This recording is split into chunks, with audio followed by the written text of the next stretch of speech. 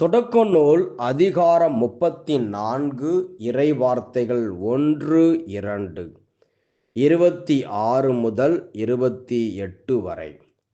யாக்கோபுக்கு லேயா பெற்றெடுத்த மகளான தீனா அந்நாட்டு மகளிரை பார்க்க வெளியே புறப்பட்டு போனாள். இவ்வியனான ஆமோரின் மகனும் அந்நாட்டின் தலைவனுமான செக்கேம் அவளை கண்டு தூக்கிச் சென்று அவளுடன் உறவு கொண்டு சிறுமைப்படுத்தினான். 26 முதல். அவர்கள் ஆமோரையும் அவன் மகன் செக்கேமையும் வாளினால் வெட்டி வீழ்த்தியபின் தீனாவை செக்கேம் வீட்டினின்று அழைத்து கொண்டு போய்விட்டார்கள். அதன்பின் யாக்கோபின் புதல்வர்கள் வந்து வெட்டுண்டவர்களின் சடலத்தின் மீது மிதித்து சென்று தங்கள் சகோதரியை தீட்டுப்படுத்திய அந்நகரை கொள்ளையிட்டனர். நகரிலும் வெளிப்புறத்திலும் இருந்த அவர்களுடைய ஆடு மாடு கழுதைகளை கைப்பற்றினர். இறையேசுவில் அன்புமிக்க சகோதர சகோதரிகளே, யாக்கோபின் மகள் லேயா அந்த நாட்டிலே மகளிரை பார்க்க செல்லுகிறார். வீட்டிலே இருக்க வேண்டிய ஒரு இளம்பெண், குடும்பத்தில் இருக்க வேண்டிய ஒரு பெண் வெளியில் செல்லுகிறார், பார்க்க செல்லுகின்றார். பார்க்க சென்றவர் பார்க்கப்பட்டார். தன் கண்களுக்கு சந்தோஷத்தை கொடுக்க வேண்டும், சந்தோஷத்தை கொடுக்கிற காரியங்களை பார்க்க வேண்டும். என்டர்டெயின்மெண்ட் என்கின்ற பெயரிலே வெளியில் செல்லுகின்றார். அப்பொழுது என்ன ஆனது? செக்கேம் என்கின்ற இளைஞன் அவளை கண்டு தூக்கிச் சென்று அவளுடன் உறவு கொண்டு சிறுமைப்படுத்தினான். வாழ்க்கையே வீணா போச்சு. ஆக பெண்கள், இளம் பெண்கள் டீனேஜ் வயசுல பெற்றோர்கள் சொல்ற பேச்சை கேட்கணும். பெற்றோர்கள் என்ன சொல்றாங்க? வீட்டில் இரு என்று சொல்லுவார்கள், அடங்கி இரு என்று சொல்லுவார்கள். தேவையில்லாமல் வெளியில் செல்லக்கூடாது. சாயந்தரம் 6 மணி ஆச்சுன்னா வீட்டுக்கு வந்துடணும். லேட்டா வீட்டுக்கு வரக்கூடாது. 6 மணிக்கு மேல ஆகுது, 7 மணி ஆச்சு, 8 மணி ஆச்சு, இன்னும் வீட்டுக்கு வரல.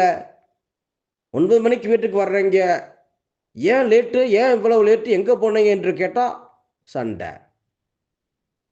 எதுவும் கேட்கக்கூடாது. அப்பா அம்மா ஏதாவது கேட்டா முகத்தை தூக்கி வச்சுக்கிறது. நான் வீட்டில் இருக்கிறது பிடிக்கலையா, நான் இருக்கிறது உங்களுக்கு பிடிக்கல, நான் ஹாஸ்டலில் போய்க்கிறேன், ஹாஸ்டலில் சேர்ந்துக்கிறேன், நான் வீட்டை விட்டு வெளியில் போகிறேன், அல்லது நான் தற்கொலை பண்ணிக்கிறேன். இதானா பேச்சு? பிள்ளைகள் பெற்றோர்கள் எதுக்கு சொல்லுறாங்க? அவங்க அனுபவப்பட்டவங்க, அடிபட்டவங்க, வாழ்க்கையில் நல்லது கெட்டது தெரியும். அதனால பெற்றோர் சொல்றத கேளுங்க. இளம் பிள்ளைகளே, இளம் இளைஞர்களே, வாலிப பிள்ளைகளே, அது உங்களுக்கு ஆசீர்வாதமாக இருக்கும்.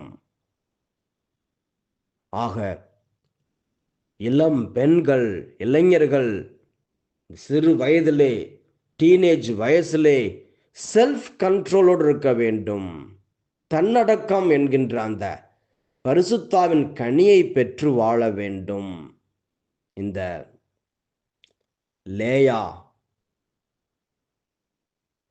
லேயாவின் மகள், யாக்கோப்புக்கும் லேயாவுக்கும் பிறந்த மகள் தீனா வெளியில் சென்றார். ஆக அவர் சிறுமைப்படுத்தப்பட்டால் அவளால் என்ன ஆனது? அந்த இளைஞன் செக்கேம் வீட்டில் இருந்த செக்கேமையும் அவருடைய அப்பா அவர்கள் கொல்லப்படுகிறார்கள். யாக்கோபின் பிள்ளைகள் போய் அந்த 2 பேர்த்தையும் கொன்று அவங்க வீட்டில் இருக்கிற எல்லாத்தையும் அடிச்சிட்டு ஆடு மாடுகள் எல்லாம் கொள்ளை அடிக்கிறார்கள். அந்த நகரையே தீ வைத்து எரிக்கிறார்கள். பெரிய ஒரு அழிவு வருகிறது, பெரிய ஒரு இழப்பு. இதற்கெல்லாம் காரணம் இந்த தீனா. ஆம் அன்பார்ந்த சகோதர சகோதரிகளே, ஆக நம் கண்களை நாம் கடவுளுக்கு ஒப்பு கொடுக்க வேண்டும். கண்களை நாம் ஆண்டவருக்கு ஒப்பு கொடுத்து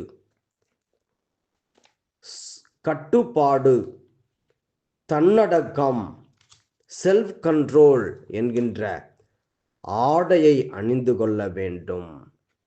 இறைவார்த்தை சொல்லுகின்றது, ஆண்டவர் இயேசு நமக்கு சொல்லுகின்றார். மத்தேயு நற்செய்தி 5:26-28. ஆனால் நான் உங்களுக்கு சொல்கிறேன், ஒரு பெண்ணை இச்சையுடன் நோக்கும் எவரும் தம் உள்ளத்தால் ஏற்கனவே அப்பெண்ணோடு விபச்சாரம் செய்தாயிற்று. சீராக்கின் ஞானம் அதிகாரம் 9 இறைவார்த்தை 8. அழகான பெண்ணிடமிருந்து உன் கண்களை திருப்பிக்கொள், பிறன் மனைவியின் அழகை உற்று நோக்காதே. பெண்களின் அழகால் பலர் நெறி பிறழ்ந்துள்ளனர், இதனால் காமம் தீயென பற்றி எரியும். யோபு ஒரு முடிவு எடுத்திருக்கிறார், ஒரு உடன்படிக்கை வச்சு எடுத்திருக்கிறார். என்ன உடன்படிக்கை? யோபு 31 இறைவார்த்தை 1. கண்களோடு நான் உடன்படிக்கை செய்து கொண்டேன், பின்பு கன்னி ஒருத்தியை எப்படி நோக்குவேன்? ஆக இவ்வாறு நாமும் நம் கண்களை ஆண்டவருக்கு ஒப்பு கொடுத்து வாழ வேண்டும்.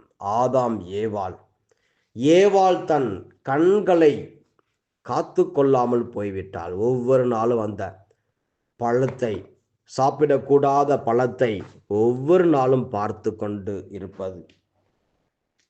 ஆக அதை பார்க்க அவள் மனதிலே ஆசை வந்தது. ஒரு நாள் இதை சாப்பிட வேண்டும் என்கின்ற ஆசை. ஆக தன் கண்கள் மூலமாகத்தான் பாவம் நுழைந்தது, பாவத்திலே விழுந்தாள். ஆக இறை இயேசுவில் அன்புமிக்க சகோதர சகோதரர்களே, இந்த 2 கண்கள் மூலமாகத்தான் சாத்தான் நம் இருதயத்துக்குள்ளே நுழைவான். These 2 eyes are the 2 doors through which Satan enters into one's heart. ஆக இந்த கண்களை நாம் பாதுகாப்பாக வைத்துக் கொள்வோம். ஆண்டவரையே உற்று நோக்குவோம், ஆண்டவரையே பார்ப்போம். திருப்பாடல்கள் 16:8. ஆண்டவரை எப்போதும் என் கண்முன் வைத்துள்ளேன், அவர் என் வலப்பக்கம் உள்ளார், எனவே நான் அசைவுறேன். தாவீது தன் அரண்மனையிலே அவர் அங்கும் இங்குமாக நடந்து கொண்டிருக்கும் பொழுது, போருக்கு செல்லாமல் வீட்டிலே உண்பதும் குடிப்பதுமாக இருந்து கொண்டு வீட்டிலே நடந்து கொண்டிருக்கிறார். கண்களை காத்து கொள்ளாமல் பக்கத்து வீட்டில் ஒரு பெண் குளித்து கொண்டிருக்கிறார், பார்க்கக்கூடாததை பார்க்கிறார்.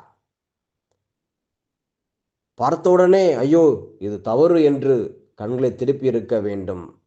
ஆனால் அப்படி செய்யாமல் உற்று நோக்கினார், விபச்சாரத்திலே விழுந்தார். அதனால் அந்த பெண் பெத்செபா அவருடைய கணவரையும் கொன்றார். ஆக இப்படி பாவத்திற்கு காரணம் இந்த கண்கள். ஆகவே இந்த நாளிலே நாம் கண்களை இயேசுவுக்கு ஒப்பு கொடுப்போம். இயேசுவின் இரத்தத்தால் நம் கண்களை அபிஷேகம் செய்து கொண்டு ஒரு புதிய வாழ்வை ஆரம்பிப்போம். ஜெபிப்போமா? நன்றி இயேசப்பா, அந்த அருமையான செய்திக்காக நன்றி ஆண்டவரே. இயேசுவே, நாங்கள் பரிசுத்தமாக வாழ வேண்டும். எங்கள் கண்களை உமக்கு ஒப்புக் கொடுக்கிறோம் அப்பா. எங்கள் கண்களை அபிஷேகம் பண்ணுங்க. உம்முடைய பரிசுத்த ரத்தத்தால் எங்களை கண்களை கழுவுங்க ஆண்டவரே. பரிசுத்தப்படுத்தும், புனிதப்படுத்தும், ஆசீர்வதிங்க இயேசப்பா. இயேசுவே, நாங்கள் தீமையை பார்க்கக்கூடாது, தீய வீடியோஸை பார்க்கக்கூடாது, தீய படங்களை பார்க்கக்கூடாது, தீய விதமாக நாங்கள் யாரையும் பார்க்கக்கூடாது, இச்சையோடு யாரையும் பார்க்கக்கூடாது. இயேசுவே இயேசுவே, எங்கள் நாவை எங்கள் கண்களை பரிசுத்தப்படுத்துங்க, எங்கள் நாவை பரிசுத்தப்படுத்துங்க, எங்கள் உடல் உறுப்புகள் ஒவ்வொன்றையும் பரிசுத்தப்படுத்துங்க, பரிசுத்தப்படுத்துங்க, ஆசீர்வதிங்க. நாங்கள் பரிசுத்தமாக வாழணும் ஏசப்பா. எங்களுக்கு உதவி செய்யுங்க இயேசுவே. நன்றி இயேசுவே, நன்றி ஆண்டவரே. இயேசுவே உமக்கு ஸ்தோத்திரம், ஸ்தோத்திரம், ஸ்தோத்திரம். இந்த ஜெபங்களை எல்லாம் எங்கள் ஆண்டவர் இயேசு கிறிஸ்து வழியாக உம்மை மன்றாடுகின்றோம். ஆமேன், ஆமேன்.